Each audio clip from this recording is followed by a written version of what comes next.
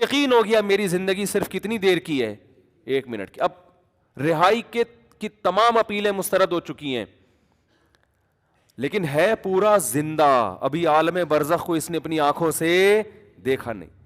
اب اگر یہ توبہ کر لے، بالکل پھانسی کے پھندے کی طرف جا رہا ہے، اس کو جلاد لے کے جا رہا ہے لٹکانے کے لیے، یہاں تک کہ اس ٹول پہ اس کو کھڑا کر دیا، این اس وقت بھی اگر یہ توبہ کرے گا تو اللہ کا وعدہ ہے اس کی توبہ اللہ قبول کرے گا. لیکن اس توبہ میں شرط یہ ہے کہ یہ دل میں ارادہ ہو کہ اگر بالفرض چھوٹ گیا، میں قدرت کی طرف سے کچھ بھی ہوگی، تو میں دوبارہ پرانی زندگی کی طرف نہیں لوٹوں گا. یہ دل کی حالت تو اللہ ہی جانتا ہے نا.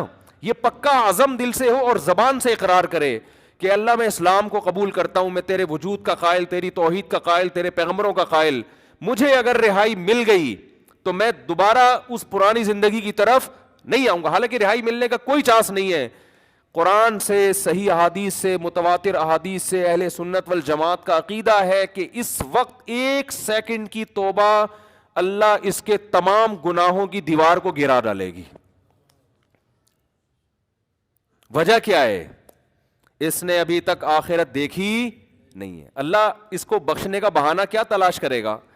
ہو سکتا ہے فرشتے اعتراض کریں، اللہ اب تو موت کا یقین ہے اس کو، اس کی توبہ کس بات کی؟ اللہ کہیں گے موت کا تو یقین ہے، لیکن فرشتے اور آخرت اس نے اپنی آنکھوں سے غیب پر ایمان ہے، اور غیب پر ایمان اللہ قبول کرتا ہے. بہت سے لوگ اس کنڈیشن میں بھی توبہ نہیں کرتے، بلکہ زیادہ تر تو نہیں کرتے. بہت مشکل ہے بھائی بات سمجھانا، کیسے سمجھائیں؟ کیا زیادہ تر لوگ اس کنڈیشن میں توبہ کرتے ہیں؟ بولو. نہیں کرتے. جاؤ ہسپتالوں میں کینسر کے مریضوں کو جا کے دیکھ لو، جیسے تھے ویسے کے ویسے ہی ہیں. غیر مسلموں کو دیکھ لو، بسترے مرگ پہ تڑپ رہے ہوتے ہیں. جو بت پرست تھا وہ بت پرستی میں ہی مرتا ہے، وہ پھر بھی نہیں کرتا توبہ. تو یہ بھی بہت 1% خوش قسمت لوگ ہوتے ہیں جو عین اس وقت میں توبہ کر لیں، ورنہ توبہ ہوتی نہیں ہے. اس ٹائم پہ بھی نہیں کرتے لوگ توبہ، دل سیاہ ہو چکے ہوتے ہیں. ہمارے ایک دوست اپنا پرانا واقعہ بیان کرتے تھے کہ مجھے ہارٹ اٹیک ہوا، کہیں جوانی میں ہو گیا، اللہ نے ان کو زندگی دی، صحت دی، توبہ بھی ہو گئی الحمدللہ، نیک پرہیزگار ہیں. اگر بیان سنیں تو کائنڈلی مائنڈ نہ کریں، کسی کو کیا پتا کہ آپ کی بات ہو رہی ہے، مجھے پتا ہے، آپ کو پتا ہے، یعنی ان سے کہہ رہا ہوں جو سنیں گے، ہو سکتا ہے وہ کبھی سن بھی لیتے ہیں، لوگ کہتے ہیں یار ہمارا قصہ سنا دیا. تو بھائی آپ کو پتا ہے، مجھے پتا ہے، پبلک کو کیا پتا ہے، یہ آپ کا قصہ ہے. وہ اٹیک بھی عشق میں ہوا ان کو نا. جوانی میں ہارٹ اٹیک عشق معاشقے کے نتیجے میں ہی ہوتا ہے. کم عمری میں جب مس گیدرنگ کا ماحول ہو نا تو یہ عشق معاشقے بہت ہوتے ہیں، اور اس کی وجہ سے ڈپریشن بہت ہوتی ہے. یہ ہمارا لبرل طبقہ تو آزادی چاہتا ہے نا، آزادی. یہ آزادی اصل میں مرد اور عورت کے اختلاط میں نہیں ہے، ان کو ایک دوسرے سے دور کرنے میں ہے. دونوں کے ذہن سکون میں رہے گا. آپ نے کلاس میں ساتھ بٹھا دیا، دفتروں میں ساتھ بٹھا دیا، آنکھ میں ٹکے ہوں گے، معاشقے ہوں گے. جب عشق کی تکمیل نہیں ہوتی تو ڈپریشن کی طرف جاتا ہے انسان، اور یہ ڈپریشن بہت زیادہ ہوتی ہے. تو وہ بھی کہیں آنکھ میں ٹکا تھا ان کا، پھر دوستی ہو گئی، پھر ڈیٹیں لگنا شروع ہو گئیں، پھر شادی کی باتیں شروع ہو گئیں. اسی دوران یہ جاب لیس ہو گئے. جیسے ہی جاب لیس ہوئے تو لڑکی ٹاٹا کر کے آئی بات سامنے. غریب آدمی سے لڑکیوں کو کم از کم عشق نہیں ہوتا، یہ خوب سمجھ لو. یہ تو میرا کسی لوگوں نے میمز بھی بنا دی تھی اس پہ کہ آپ لوگ ڈنڈ پھیل رہے ہیں جم میں جا کے. جم میں میں لڑکوں کو دیکھتا ہوں نا، وہ جا کے یہ باڈی بنا رہے ہیں، یہ کر رہے ہیں، وہ کر رہے ہیں. تو بعض لڑکوں کا، سب کا نہیں، بعض کا خیال ہوتا تو سب کا، لیکن چلو ہم بعض کا کر لیتے ہیں. کوئی ایسا نہ وہ بولے مفتی صاحب آپ یار یہ کیسی باتیں کر رہے ہو. لیکن بعضوں کا خیال ہوتا ہے کہ اس باڈی کو دیکھ کے لڑکیاں ہم پہ مریں گی. اس باڈی کو دیکھ کے جب ہم جائیں گے نا وہ ٹی شرٹ پہن کے اور روڈ لائنر لکھیں گے اس کے اوپر اور ہٹو بچوں لکھ دیں گے پیچھے، تو یہ اس سے لڑکیاں بڑی متاثر ہوں گی، یار کیا چال ہے، کیا اسٹائل ہے. ہوتی ہیں متاثر. لیکن اگر آپ کی پینٹ میں پیسے نہیں ہیں تو بالکل بھی متاثر نہیں ہوں گی. یہ خوب سمجھ. ایک خاتون کی شادی ہوئی، اس نے مجھے خود بتایا، ہماری ہی کوئی ریلیٹو تھیں. وہ خاتون بہت خوبصورت تھی، ان کی شادی ہو گئی جس بندے سے، تو بعد میں طلاق ہو گئی، پتہ نہیں کیا مسئلہ ہوا. تو وہ میرے پاس کیس آیا تو وہ قصہ سنا رہی تھی. بعض خواتین کے الفاظ بھی کہہ رہی ہیں جب ان سے شادی ہوئی نا لوگ کہہ رہے تھے لنگور کی بغل میں ہور. لوگ یہ تبصرہ کر رہے تھے دلہا دلہن کو کہ لنگور کی بغل میں ہور بیٹھی ہوئی ہے. عورتیں بہت تیز ہوتی ہیں.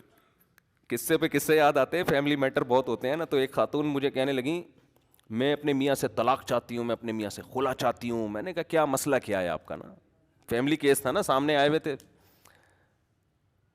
بھائی وہ میں نے کہا خرچہ دیتا ہے پورا؟ ہاں جی خرچہ تو دے رہا ہے. گھر ملا ہوا ہے, چھت میسر ہے؟ ہاں جی. کوئی نشہ تو نہیں کرتا؟ نہیں جی. بے تحاشا مارتا پیٹتا تو نہیں ہے؟ نہیں جی. تو پھر کیا پرابلم ہے؟ کہہ رہی گالیاں بہت دیتا ہے. میں نے کہا دیکھیں محترمہ, یہ گالیاں تو آج کل معین اختر کے ماموں دیتے تھے. انہوں نے بتایا ہے کہ کراچی کے حالات ایسے ہیں کہ اس میں تو دینا نہیں چاہیے گالیاں, بری بات ہے, لیکن یہ کوئی ایسا اتنا بڑا مسئلہ نہیں ہے کہ اس پہ شوہر سے طلاق لی جائے. اور بچے بھی ہیں. 100% درست دنیا میں کوئی نہیں ہوتا, کچھ نہ کچھ فالٹ ہر ایک میں ہوتا ہے. تو جو مجھے ہنسی آئی نا جس بات پہ, وہ یہ آئی, میں نے کہا کتنی گالیاں دے دیتے ہیں. میرا مقصد یہ تھا کہ میں ان کو سمجھاؤں کہ بھائی دن میں اگر 1 گھنٹہ گالیاں دیتا ہے بندہ, تو 1 گھنٹہ سمجھ لو کہ یار 24 گھنٹے میں یہ 1 گھنٹے میں نے باقی 23 گھنٹوں کی خاطر برداشت کرنے ہیں. بھائی باقی جو فائدے شوہر سے ہو رہے ہیں, نان نفقہ مل رہا ہے, بچے اسکول جا رہے ہیں, اسکول کی فیسز ہو رہی ہیں, بچوں کو باپ ملا ہوا ہے. علیحدگی میں تو باپ یا ماں سے محروم ہو جائیں گے وہ. پھر آپ کو فیملی ملی ہوئی ہے, ساری عزتیں ملی ہوئی ہیں, آپ میرٹ خاتون کہلاتی ہیں, کہیں بھی جاتی ہیں, آپ کی جو فرینڈس ہیں بولتے بھائی یہ شادی شدہ خاتون ہے, ان کے ہسبینڈ ہے, ہسبینڈ بھی کوئی مکھنچو نہیں ہے, فٹ فاٹ ہے, سب کچھ سیٹ چل رہا ہے. تو صرف گالیاں اگر ہیں تو ان کے شوہر کو تو میں یہ نہیں کہتا, شوہر کو تو کہتا یار گالیاں اپنی ڈکشنری سے نکالو. لیکن عورت کو تو گھر جوڑنے کی ترغیب دی جائے گی نا کہ یار 100% صحیح گھر کوئی بھی نہیں ہوتا.